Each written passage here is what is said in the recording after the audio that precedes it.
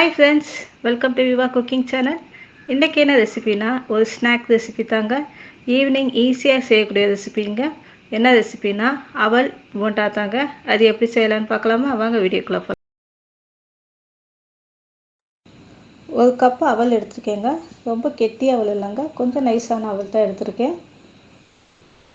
இப்போ அவல்லங்க அரை கப் தண்ணி ஊற்றி நல்லா ஊற வச்சிடலாங்க.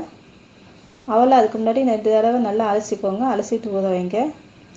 இப்போ அரை கப் கடலை மாவு எடுத்துருக்கேங்க. அது சூடு வர வரைக்கும் நல்லா வறுத்து எடுத்துக்கலாங்க.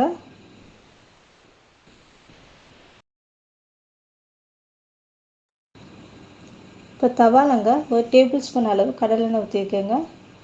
கடலெண்ணெய் காஞ்சோடனேங்க சோம்பு சேர்த்துக்கலாங்க.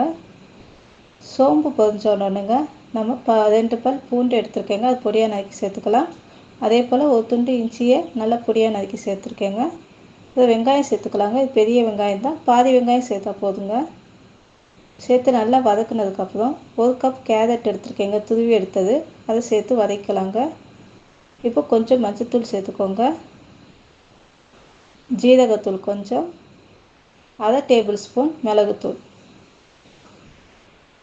தேவையான அளவு உப்பு சேர்த்து நல்லா வதக்கலாங்க. ஒரு 5 நிமிஷம். இப்போ பாருங்கள், நல்லா வதக்கியாச்சு.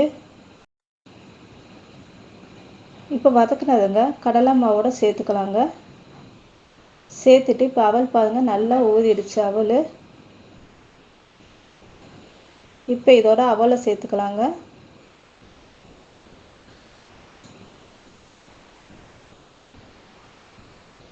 இப்போ எல்லாத்தையும் நல்லா கிளறி விட்டுட்டுங்க நல்லா பிசைஞ்சு எடுத்துக்கலாங்க.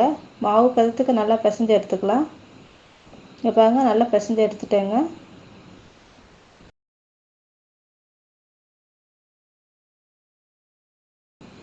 இப்போ தவாவில் எண்ணெய் காஞ்சோனுங்க போண்டா மாதிரி ஊற்றி போட்டுடலாங்க.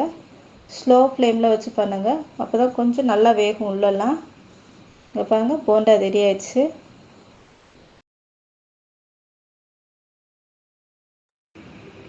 பூண்டு சட்னிக்குங்க ஒரு 10 பல் பூண்டுங்க, ஒரு 5 சின்ன வெங்காயம், 2 பட்டை மிளகாய், அரை தக்காளி சேர்த்துக்கலாங்க. இல்லை பூண்டு கொஞ்சம் கூட இருக்கட்டுங்க. தேவையான உப்பு சேர்த்து நல்லா அரைச்சி எடுத்துக்கலாங்க. இப்போ அதை வதக்கி எடுத்துக்கலாங்க. தவாலங்க நல்லெண்ணெய் ஊற்றி கொஞ்சம் கடுகு சேர்த்துக்கலாங்க. கடுகு பொரிஞ்சோடனே உளுத்தப்பருப்பு சேர்த்துக்கலாங்க. சேர்த்து கருவேப்பிலையும் சேர்த்து இந்த வதக்கனையும் சேர்த்து அரைச்சி ஊற்றிடலாங்க. இப்போ 5 நிமிஷம் கொதிச்சோடனே எடுத்துடலாங்க. பூண்டு சட்னி ரெடி ஆயிடுச்சுங்க. அவல் போண்டா ரெடி ஆயிடுச்சுங்க.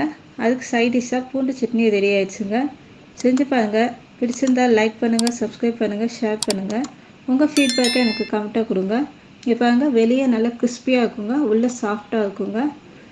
பெல் ஐக்கானை மறக்காமல் கிளிக் பண்ணிக்கோங்க. அப்போ தான் நாங்கள் போடுற வீடியோவோட நோட்டிஃபிகேஷன் உடனுக்குடன் வரும். தேங்க்யூ, பாய்.